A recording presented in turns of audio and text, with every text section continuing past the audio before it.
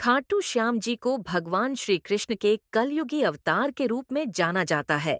राजस्थान के सीकर जिले में स्थित श्याम बाबा के भव्य मंदिर में दर्शन के लिए हर दिन लाखों भक्त पहुंचते हैं। मान्यता है कि श्याम बाबा सभी की मनोकामनाएं पूरी करते हैं और फर्श से अर्श तक पहुंचा सकते हैं। खाटू श्याम असल में भीम के पोते और घटोत्कच के बेटे बर्बरीक हैं। इन्हीं की खाटू श्याम के रूप में पूजा की जाती है। बर्बरीक में बचपन से ही वीर और महान योद्धा के गुण थे और इन्होंने भगवान शिव को प्रसन्न कर उनसे 3 अभेद्य बाण प्राप्त किए थे। इसी कारण इन्हें 3 बाणधारी भी कहा जाता है। इस मंदिर की एक बहुत ही खास और अनोखी बात प्रचलित है। कहा जाता है कि जो भी इस मंदिर में जाता है, इसे बाबा श्याम का हर बार एक नया रूप देखने को मिलता है। कई लोगों को उनके आकार में भी बदलाव नजर आता है। महाभारत के युद्ध के दौरान बर्बरीक ने अपनी माता अहिलावती के समक्ष इस युद्ध में जाने की इच्छा प्रकट की।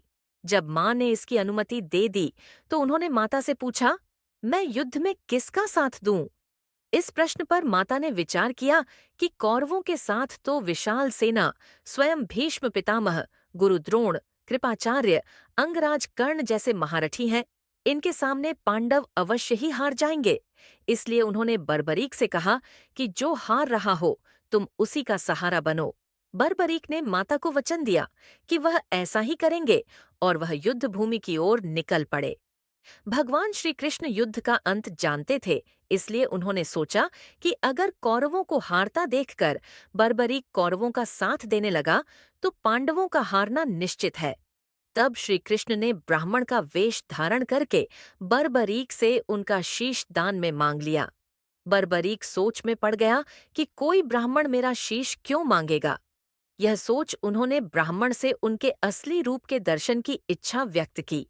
भगवान श्री कृष्ण ने उन्हें अपने विराट रूप में दर्शन दिए। इस पर उन्होंने अपनी तलवार निकालकर श्री कृष्ण के चरणों में अपना सिर अर्पण कर दिया। श्री कृष्ण ने तेजी से उनके शीश को अपने हाथ में उठाया एवं अमृत से सींचकर अमर कर दिया।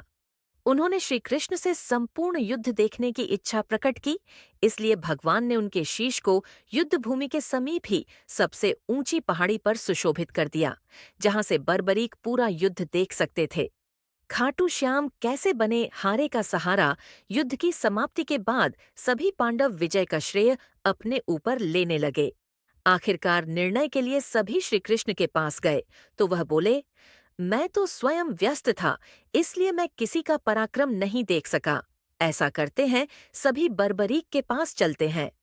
वहां पहुंचकर भगवान श्री कृष्ण ने उनसे पांडवों के पराक्रम के बारे में पूछा, तो बर्बरीक के शीश ने उत्तर दिया, भगवन, युद्ध में आपका सुदर्शन चक्र नाच रहा था और जगदम्बा लहू का पान कर रही थीं। मुझे तो ये लोग कहीं भी नजर नहीं आए।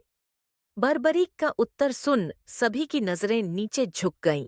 तब श्री कृष्ण ने उनसे प्रसन्न होकर इनका नाम श्याम रख दिया।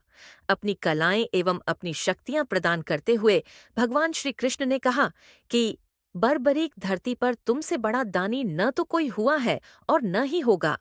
मां को दिए वचन के अनुसार तुम हारने वाले का सहारा बनोगे। लोग तुम्हारे दरबार में आकर जो भी मांगे उन्हें मिलेगा। इस तरह से खाटू श्याम मंदिर अस्तित्व में आया।